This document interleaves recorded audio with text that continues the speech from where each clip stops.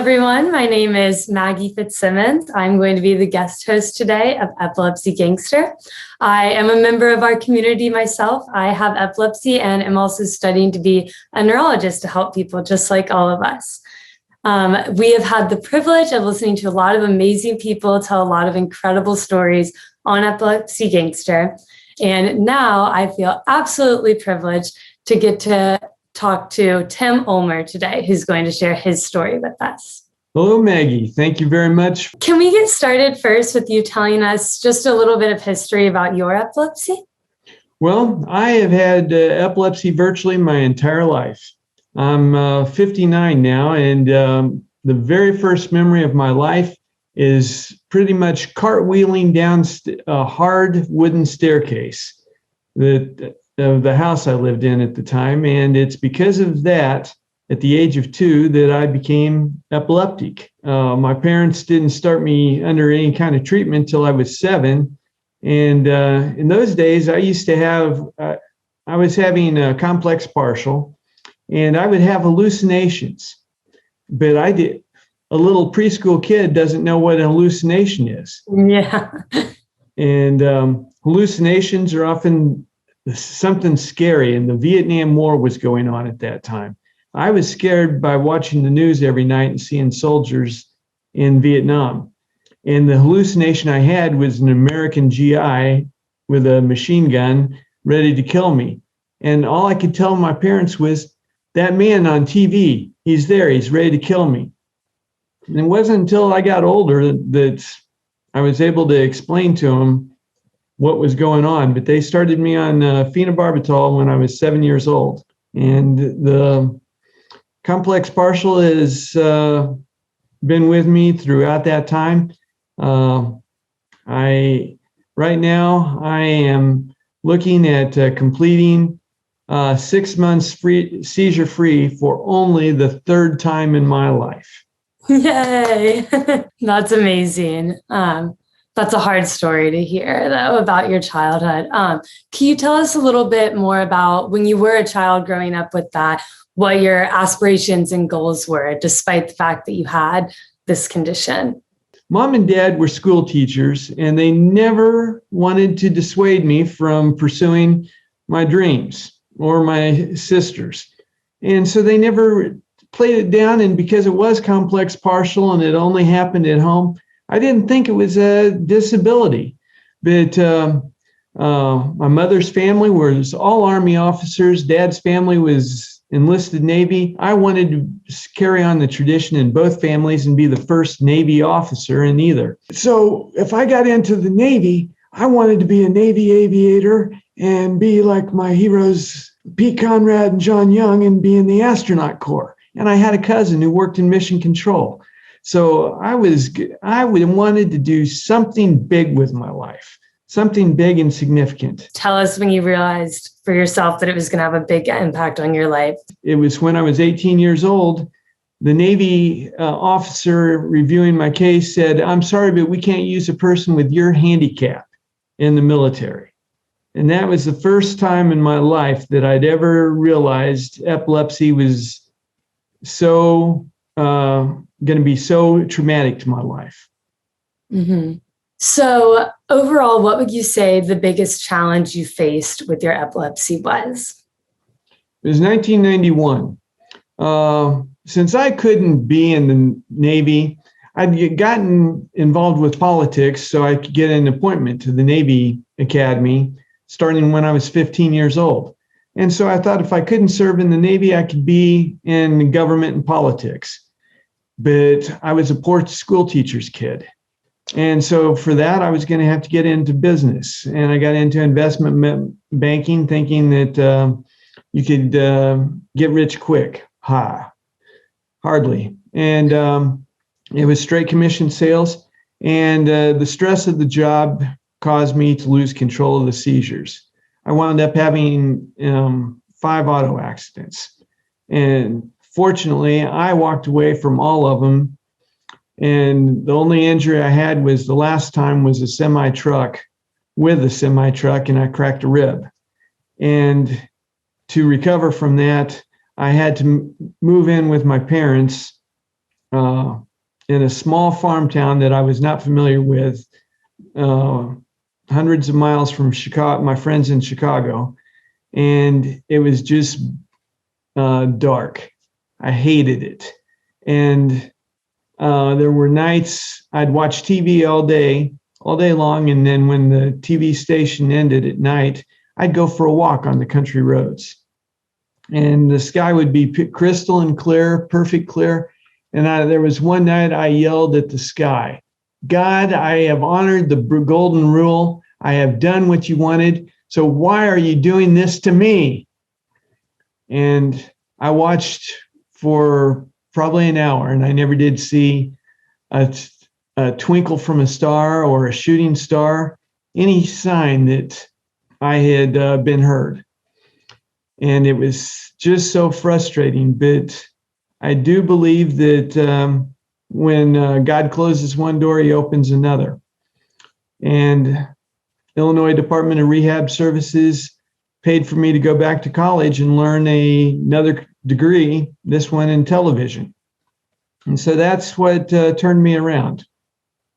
That's amazing. That's so amazing to hear. So after going through all this and having to overcome all of those things, when did you feel that you realized good could come out of your epilepsy? I took a TV news producer's job in Southern Illinois, and I got acquainted with Southern Illinois University's Dean of International Studies. And he told me if I ever had an interest in teaching English somewhere, let him know. He'd get me a job. Well, one day, because of politics at the station, I called him up and I said, get me out of here. And he sent me to a school in a university in China, where I taught conversational English to graduate and postgraduate students. And what fascinated me was I had seizures on 2 occasions in class. And during the period after I have seizures, I can't be accountable for everything I do or say for probably 20 minutes. Yeah. And my students would ask me, why were you not afraid of giving up a job in America, coming here to China where you didn't know the language, and you doing so with your sickness? And I said, I thought nothing about it. I wanted some adventure, and I knew that God had saved my life 5 times, so I figured I could get killed just as easily painting the living room of my house as I could walking across the street in front of your university. So I took the job. And it was in my contract not to ever talk religion to staff, student, or faculty. But the fact that I mentioned that God saved me 5 times got them to elbow me and say, hey, how about coffee sometime? And then they'd ask me questions about Christianity. And they wanted it was outlawed in the country. Bibles were contraband. And so I was the only American they ever met, and the only foreigner they'd been friends with. And I was the only person they'd ever been able to ask about Christianity. And I realized then, if it wasn't for talking right after the seizures, when I didn't have control about it, I wouldn't have mentioned it. And I turned so many lives around. I just know it. I felt great. And I realized there had been a purpose for me being epileptic. That's beautiful. I love that so much. What kind of support have you been able to find from your family? It's been absolutely remarkable. The hardest part, I spent over 30 years as a single person. I actually had 3 women accept date invitations for me. But then when they learned that I didn't drive, they were hesitant to go out with me. And I explained, it's not DUI, it's epilepsy. Well, then they found reasons not to go out with me. One of them thought I was so stupid that she told me, I just realized I'm getting back together with my old boyfriend on Saturday night, and I can't go out with you. I don't know how she thought I'd think it, wouldn't realize the bull she was giving me. But when I told my wife about it, in China, she's Chinese. I met her in China when I was teaching there. She was the first person who ever looked up epilepsy online and studied what epilepsy was after I told her about it. And so did her parents. Dian Xian is what it's called in Mandarin language. And that was so endearing to me that she would go to that. And I cautioned her about how hard it would be to live with my uncertainties. And she wanted to still get married. The biggest hindrance has been that she has been the sole breadwinner. And when she first came here, when we got married 18 years ago, she thought it was unusual for the woman to be the driver. And on Saturday afternoons, we went to a local schoolyard and I taught her how to drive, and she got her driver's license. And today it's perfectly natural that she's the driver. I've got a little girl who's 12 years old and the jewel of my eye.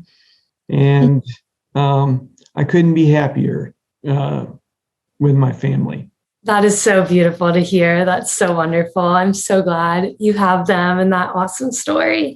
So I know I've noticed, and I'm sure other people have as well, that your voice is a little different because of the vagus nerve stimulator that you have. Can you tell us a little bit about why you decided to get the VNS?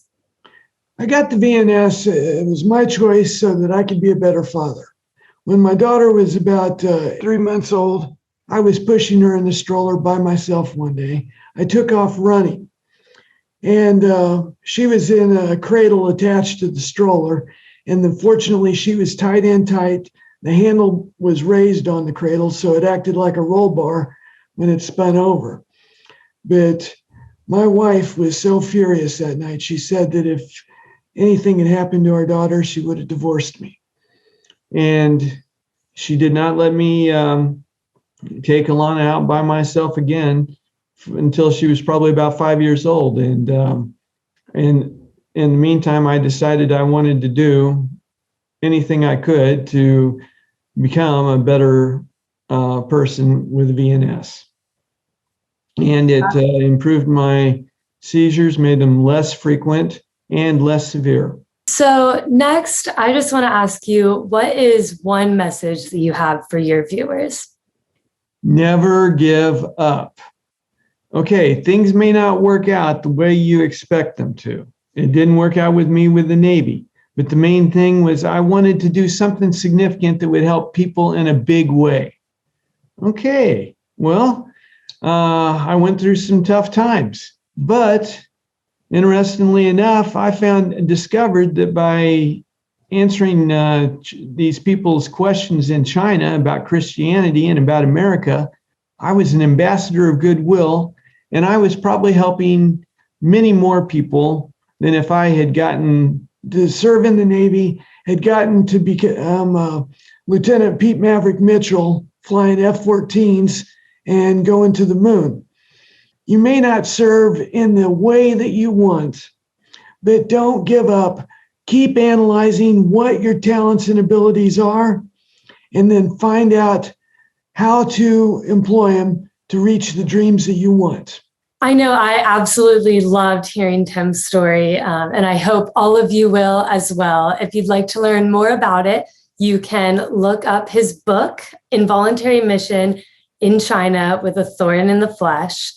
You can find that by visiting the Epilepsy Gangster website, which is www.epilepsygangster.com. And we'll be right back after this commercial break. Thank you.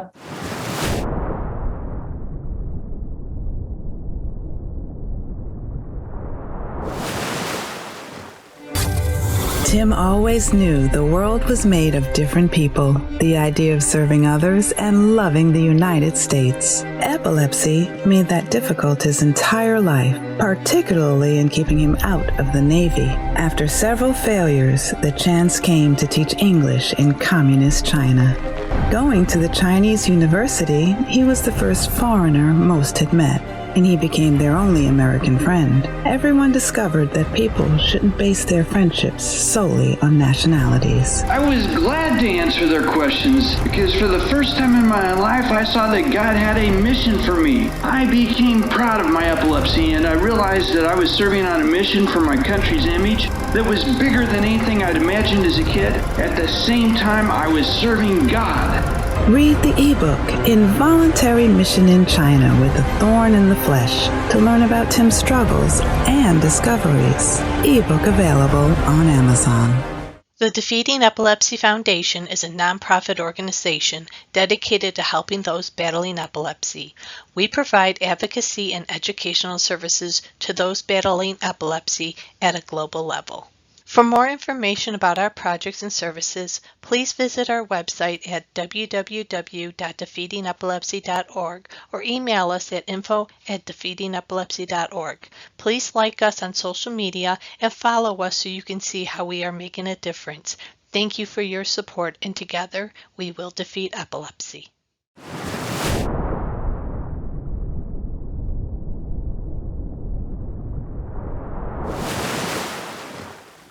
Well, ladies and gentlemen, following Maggie's interview with me, I'd like to do the honor of introducing you to a civil engineer named John Sadler. John has had a remarkable change in his life. I'll let him tell you about it.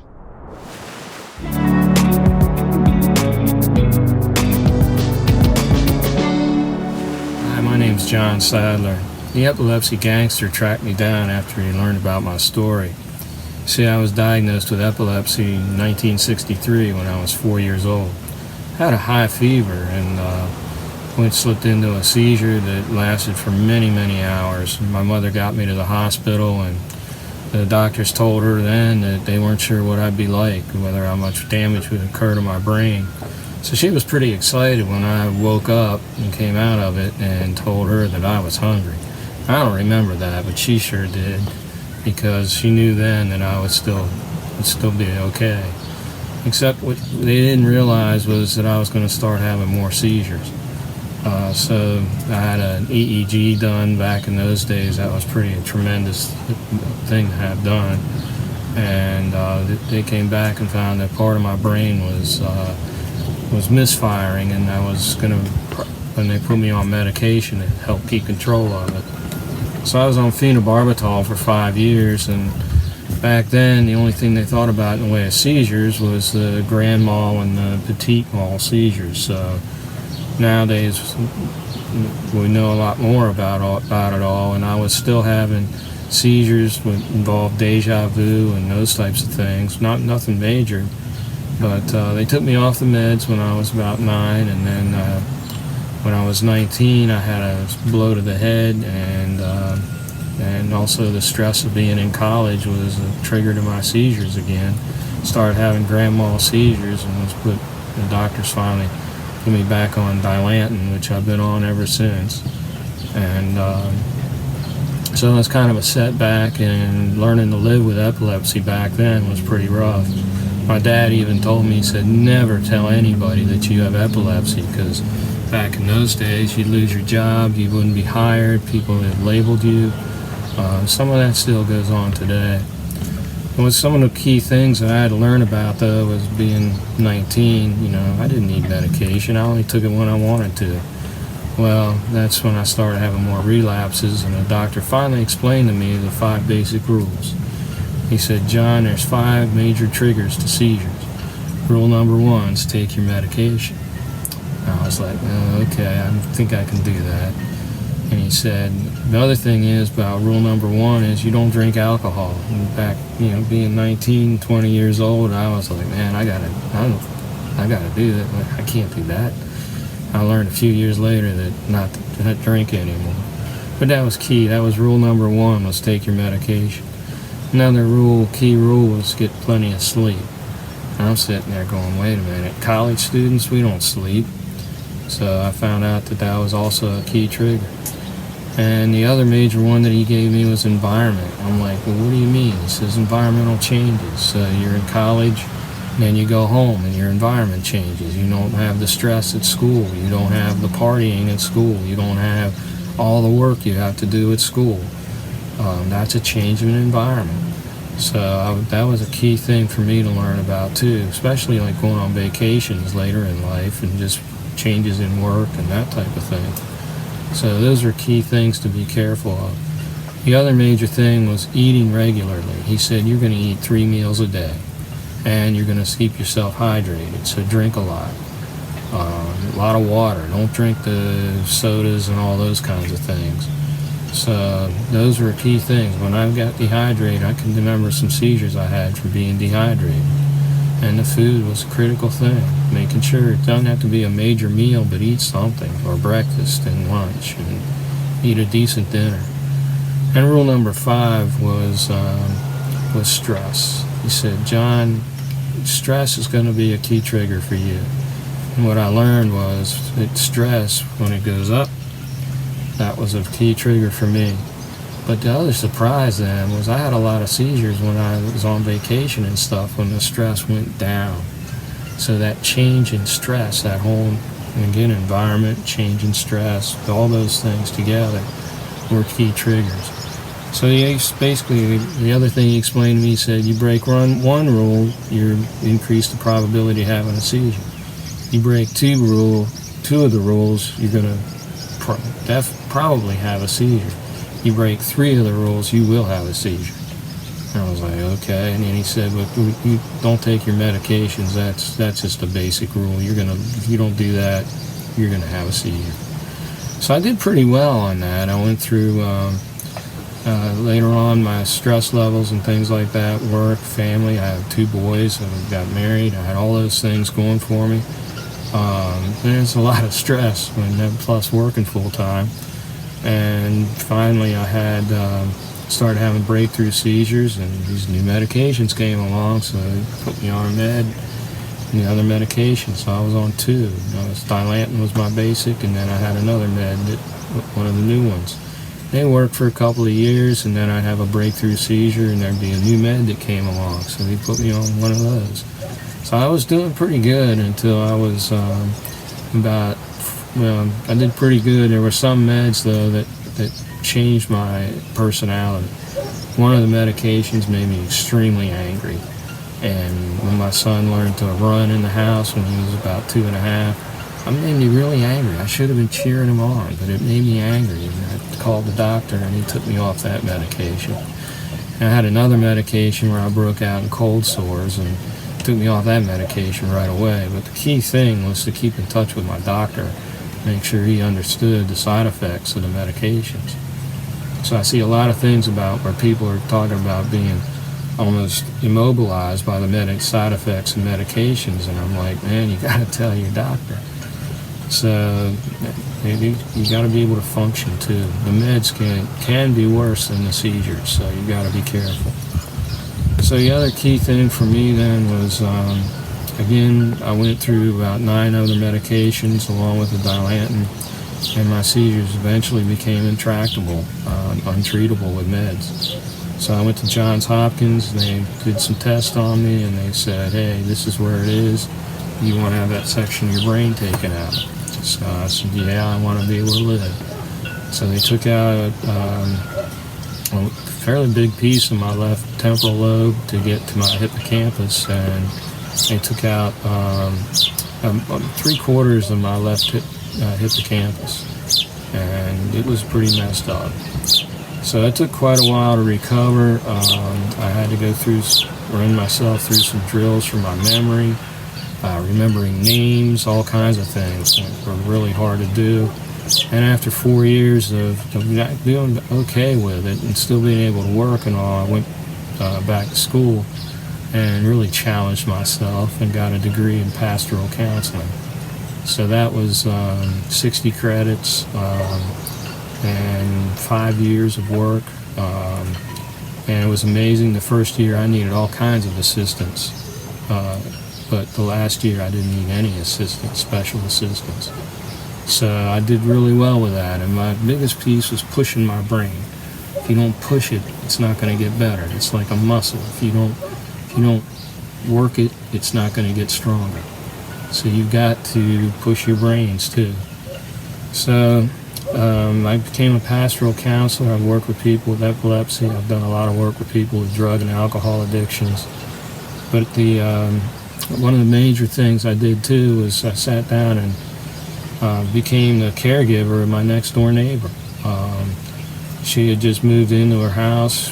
She was doing really well, and then she started having seizures. And she'd had a stroke, remarkable recovery in the stroke, and then the seizures came and progressively got worse. And then eventually there wasn't anything else I could do. So the biggest thing I've tried to help folks out with is to educate them. I've done a lot of work with the Epilepsy Foundation in Maryland. I'm getting ready to start doing more work down here in North Carolina. I've written a couple of books. I've written Weathering the Storms. It's about living with and understanding epilepsy. It'll give you some really good background on what seizures are, the various types of seizures, about living with them, and about being a caregiver. Some key points for the caregivers. I've also written another book. It's called In the Midst of the Storms. It's fictionalized and it's based on real life experiences, but it's all fictionalized, but it's from a caregiver's perspective and what it's like to take care of somebody who's struggling with a chronic disease. And that was, a lot of it's based on, my help that I've done as a counselor and as a caregiver. So I hope that it can help you out. The biggest thing that came to me that inspired me to do all the things that I've done was when I was in college. I was going to the University of Rhode Island, and I was broken, man. I couldn't drive. I lost a lot of things was really struggling with. And there was the state seal on the campus, and it says the word hope. And that got implanted in me. It's always been with me, and as long as we have hope, we can overcome it. So whatever the challenges are, just remember, if you just have an ounce of hope, you can overcome thousands of pounds of burden that you may have to carry. I wish you all the best. God bless. To learn more about John, go to johnsadlerbooks.com.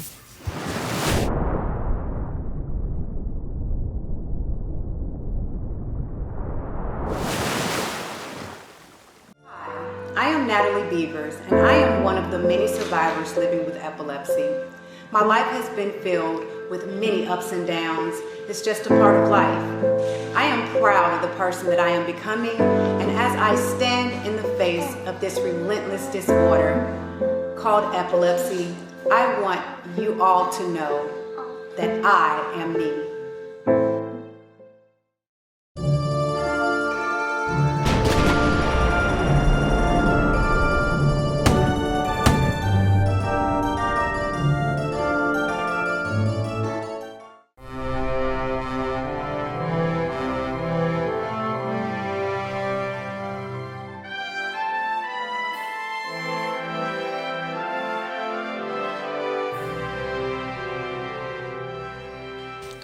This strenuous man didn't mind people knowing that he was a sickly child, especially his asthma.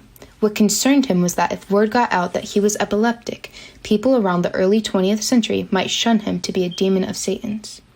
Despite battling epilepsy, which also plagued his brother Elliot, he did not let it stop him from achieving his dreams. This man was the youngest president ever sworn into office. He was also the first of 3 presidents to be awarded the Nobel Peace Prize. He served in many civil service positions and worked up to becoming the governor of New York. He served as vice president under President McKinley, and after McKinley's assassination, became president. As president, he worked to abolish monopolies, established the Sherman Antitrust Act, supported desegregation and women's suffrage, and created the National Monuments Act, protecting wildlife sanctuaries, national forests, and federal game reserves. In his lifetime, he published 26 books about history, biology, geography, and philosophy. This accomplished president was Theodore Teddy Roosevelt.